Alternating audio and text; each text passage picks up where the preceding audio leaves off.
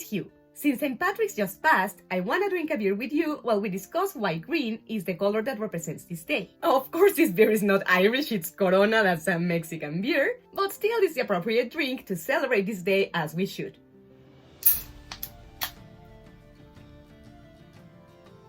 For many, including myself, it's easy to associate green in St. Patrick's with the concept of the goblin, dressed in green with a four-leaf clef in his hat and finding the golden pot at the other side of the rainbow.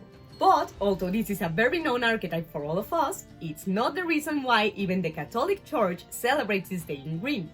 Sure, this may not seem like a lot, but thing is that the saints that were not dead as martyrs, that they did not die violently due to their fate, are normally celebrated in white.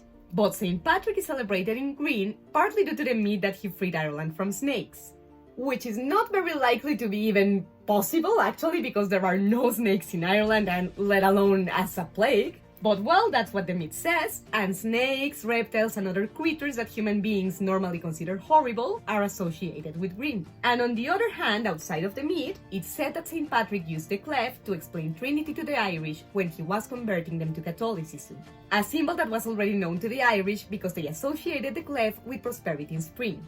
Let's take another sip because my mouth is dry after talking non-stop.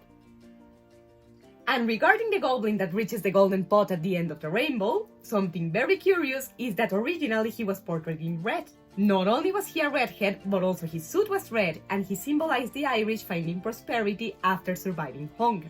He started being portrayed in green because of the poem The Leprechaun around 1900, where the main character is described wearing this color. Which was actually very fortunate because green is much more associated than red with prosperity after scarcity. For example, with plants regrowing in spring after winter.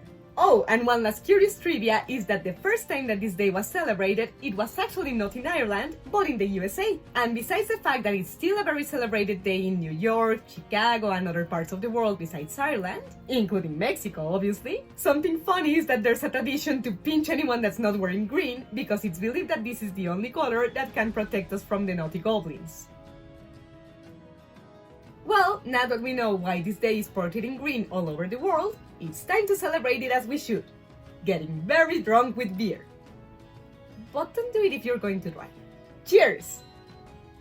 P.S. Happy Leif Erikson Day! Jäger!